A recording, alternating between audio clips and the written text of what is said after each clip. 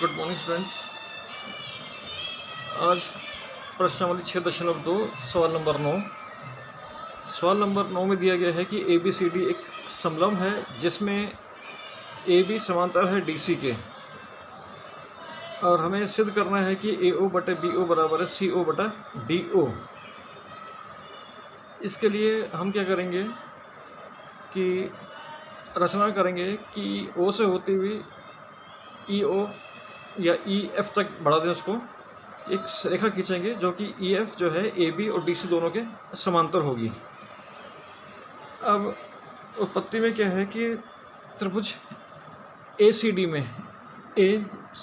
में इस त्रिभुज के अंदर, क्योंकि ये पूरी की पूरी रेखा ई एफ समांतर है, तो इसका मतलब ई ओ भी समांतर होगी इन डी सी और ए बी के। तो त्रिभुज ए डी सी में तो ई ओ समांतर है डी सी के, तो इसलिए जो है आधारभूत प्रमेय से, ठीक है, आधारभूत प्रमेय से क्या हुआ कि ए ई बटा ई डी बराबर है ए ओ बटा ओ सी, ये हुआ। यानी कि आधारभूत प्रमेय से, क्योंकि किसी त्रिभुज के अंदर एक भुजा के समांतर दूसरी भुजा खींची जाएगी तो वो शेष दो भुजाओं को समान अनुपात में विभाजित करेगी, यानी कि ई ओ समांतर है डी सी के। इसका मतलब ये हुआ कि ए ई बटा ई डी बराबर है ए ओ बटा ओ सी हुआ।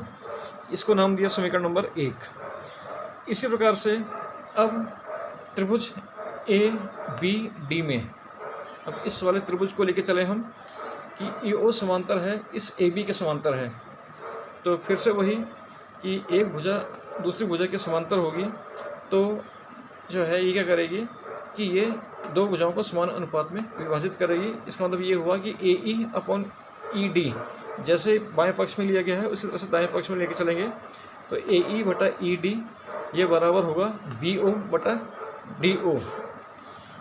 ठीक है, इसको दिया समीकरण नंबर 2 का नाम दिया। अब समीकरण 1 और 2 में इनके बाएं पक्ष बराबर हैं, तो इनके दाएं पक्ष भी बराबर होंगे। तो इसका मतलब ये हुआ कि ए ओ बटा सी ओ ये बराबर होगा बी ओ बटा डी ओ के। इसके बाद जैसे हमें सिद्ध करने में चाहिए, हमें चाहिए ए ओ के नीचे बी ओ चाहिए और सी ओ के नीचे डी ओ चाहिए। अब यहाँ पर क्या है, अगर हम यहाँ से क्रॉस मल्टीप्लाई करवा दें, 13 गुणा करवा दें, तो ये बी ओ ए ओ के नीचे लाएँ और सी ओ के मतलब बराबर की दूसरी साइड भेज दें, तो ये नीचे वाला ऊपर चल जाएगा, ऊपर वाला नीचे आ जाएगा। तो इस तरह से ये हो जाएगा ए ओ बटे बी ओ बराबर है सी ओ की तरफ भेज दिया तो सी ओ बटा डी ओ। यही हमें सिद्ध करना था। अब है सवाल नंबर 10।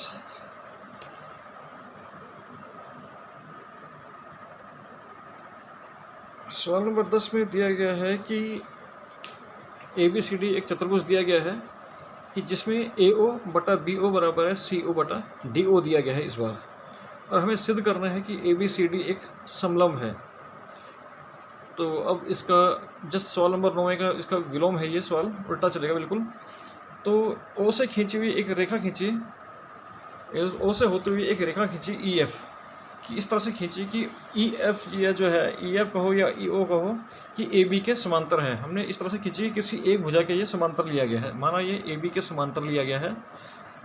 अब है उत्पत्ति से, अब त्रिभुज ए बी डी में, त्रिभुज ए बी डी में क्योंकि ई ओ समांतर ए बी के है, तो इसका मतलब है तो आधारभूत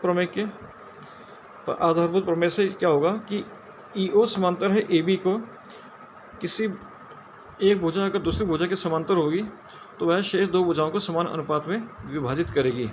इसका मतलब ये हुआ कि ए ई बटा ई डी बराबर है बी ओ बटा डी ओ, ये हुआ। इसको दिया समीकरण नंबर 1 का नाम दिया गया है। अब जो चीज़ हमें दी गई है इसका इस्तेमाल करते हैं, तो ए ओ बटा बी ओ बराबर है सी ओ बटा डी ओ, ये दिया हमें गया है। अब इसमें करवाते हैं इसके 13 गुणा। ठीक है, ए ओ के नीचे सी ओ को लेकर आए और जो यहाँ पे बी ओ नीचे है इसको बराबर के दूसरी ओर ले जा करके इसको अंश में लेकर आ गए इसको। तो ये हुआ हमारे पास कि ए ओ बटा सी ओ बराबर है बी ओ बटा डी ओ। इसको नाम दिया समीकरण नंबर 2 का। अब समीकरण 1 और 2 में इनके दाएं पक्ष बराबर हैं, तो इसका मतलब ये हुआ कि इनके बाएं पक्ष भी आपस में बराबर होंगे। यानी कि ए ई बटा ई डी ये किसके बराबर होगा, ए ओ बटा सी ओ के बराबर होगा। अब यहाँ से आकृति में देखते हैं कि ए ई बटा ई डी बराबर है ए ओ बटा ओ सी, ठीक है।